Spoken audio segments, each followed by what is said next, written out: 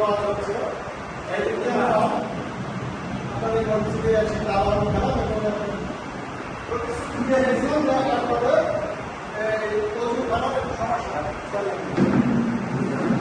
ওযুখানার একটু সমস্যা সেদিনকে আমরা এখন প্রতিশ্রুতি দিচ্ছিলাম যে ওযুখানা তৈরির ক্ষেত্রে আমরা আমাদের পক্ষ থেকে মানে আমাদের বিশিষ্ট শিল্পপতি জনাব মোহাম্মদ আল্লাহ সাত্তার সাহেব উনি ওইদিকে একটা প্রতিশ্রুতি দিয়ে গেছিলেন যে আমি এই ওযুখানাকে সহযোগিতা করব। সেই সহযোগিতা হাত বাড়ানোর জন্য আজকে আপনাদেরকে লক্ষ উনি দেবেন। আপনারা শুধু কাজটা শুরু করে দেবেন এবং শেয়ার করে রাখবেন। আপনারা যেটুকু উনি দেয় সেটুকু গ্রহণ করে আলহামদুলিল্লাহ আমার জন্য আপনাদের দোয়া করবেন যে উনি যে আশা নিয়ে আমাদের দলে দলে বিভিন্নভাবে দান দিয়ে যাচ্ছে সেটা যেন আমাদের তার সে আশা পূরণ করে ইনশাআল্লাহ। এটাই আর কি এই উদ্দেশ্যে আপনাদের কাছে আসা। ওনাকে আমি অল্প কিছু কথা বলার জন্য বিশেষভাবে অনুরোধ করছি।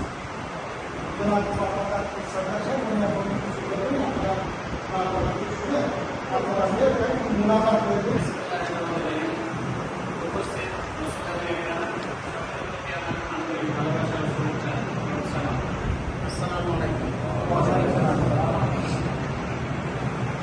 আপনারা আমাকে চেনেন, আমার নাম মোহাম্মদ আব্দুল সাত্তার। আমি রাজশাহী 5 পটিয়া দুর্গাপুর আসলে আমি জাতীয় সংসদ নির্বাচনে বিএনপি থেকে ধানের শীষে মনোনয়ন করছি। আমার বাড়ি গোহারগ্রাম অর্থাৎ আপনাদের ইউনিয়নে। এই রাজশাহী 5 আসনটি পটিয়া দুর্গাপুর মিলে একটি আসন রয়েছে। আমার বাড়ি আপনাদের ইউনিয়নে, আপনাদের উপজেলায়। এই দুর্গাপুর উপজেলায় বাংলাদেশ স্বাধীন হওয়ার পর থেকে এ পর্যন্ত ধানের শীষের কোনো মনোনয়ন প্রত্যাশী বা এমপি ক্যান্ডিডেট বা এমপি কিছুই ছিল না। 54 বছর পরে এসে আপনাদের উপজেলা থেকে তথা আপনাদের ইউনিয়ন থেকে একজন ধানের শীষের মনোনয়ন প্রত্যাশী। আপনারা দোয়া করবেন, আল্লাহ যদি আপনাদের দোয়া কবুল করেন তাহলে এই 54 বছর পরে এসে আপনাদের সেই আশা পূরণ হবে।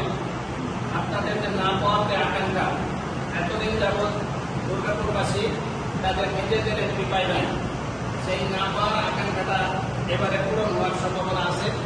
আপনারা দোয়া করেন, আল্লাহ যদি সহায় হন তাহলে আপনারা এবার আপনাদের নিজেদের এমপি পাবেন ইনশাআল্লাহ। আমি আমার মতো চেষ্টা করে যাচ্ছি।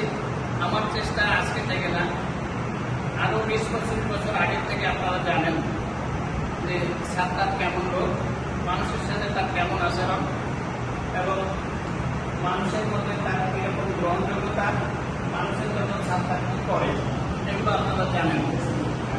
আমি আরো 10 বছর আগে শুনেছি আমার ছেলে গাড়ি নিয়ে একজন কাঁঠালবাড়ি স্কুলে আসছিল। তো এই এলাকার অনেক লোকই তখন আমাকে চিনত না, কিন্তু নাম তো শুনেছে, নাম জানে। এই বোর্ডের একজন শিক্ষকপতি আছে, ঢাকায় থাকে, ব্যবসা করে, কিন্তু আসার সময় তাই না গেলে আপনাদের সাথে ওইভাবে তখন সময় দিতে পারি নাই আপনাদের কাছে। সেই জন্য আমি অনেকের মনে আকাঙ্ক্ষা দেখেছি যে সাত্তার সাহেবকে তারা দেখবে।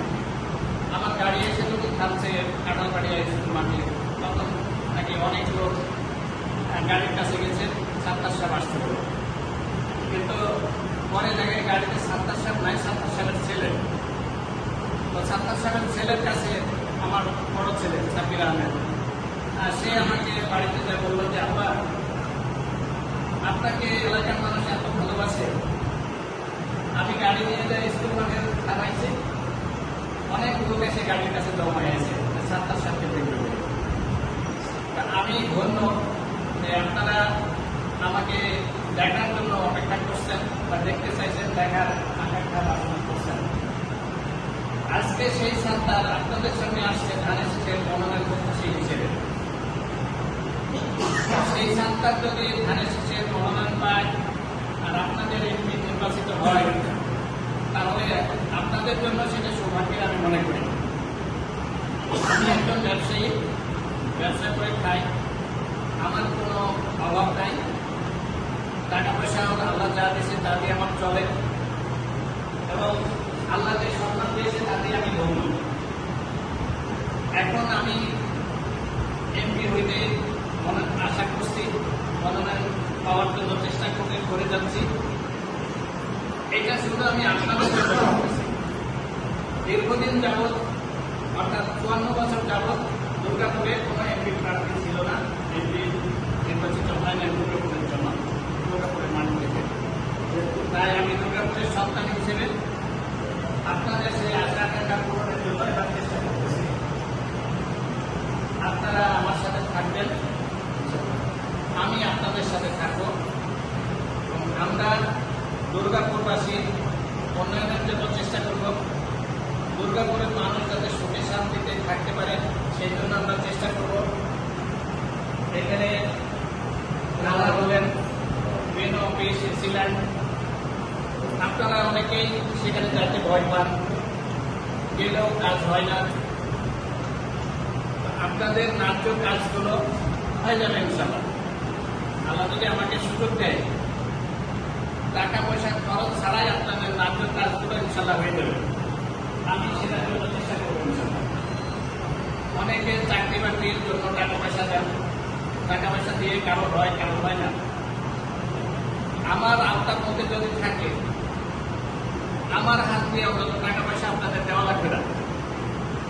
আমি আমার ক্ষমতার মধ্যে থাকলে আমি বিনা পয়সায় আপনাদের চাকরি বাকরি হওয়ার জন্য চেষ্টা করবো। আর অফিস আদালতে যাবেন, থানায় যাবেন, সেগুলোতে যায় যাতে আপনাদের টাকা পয়সা খরচ না হয় অযথা। আল্লাহ যদি আমাকে সুযোগ দেয় আমাকে জানাবেন। আমি বিশেষ করে ব্যক্তিগতভাবে আপনাদের জন্য চেষ্টা করব যাতে আপনারা হয়রানি মুক্তভাবে আপনাদের কাজগুলো সমাধান করতে পারেন। আমি আপনাদের এলাকায় ব্যক্তিগতভাবে আরো 20 বছর আগের থেকে বিভিন্ন রকমের সহযোগিতা করে আসতেছি, বিভিন্ন রকমের সামাজিক উন্নয়নমূলক কাজগুলো করে আসতেছি, সেগুলো আমার ব্যক্তি সামর্থ্যের মধ্যে থেকে। এখন আল্লাহ যদি আমাকে সরকারি একটা প্ল্যাটফর্ম দান করেন, তাহলে আমি আপনাদের উন্নয়নের জন্য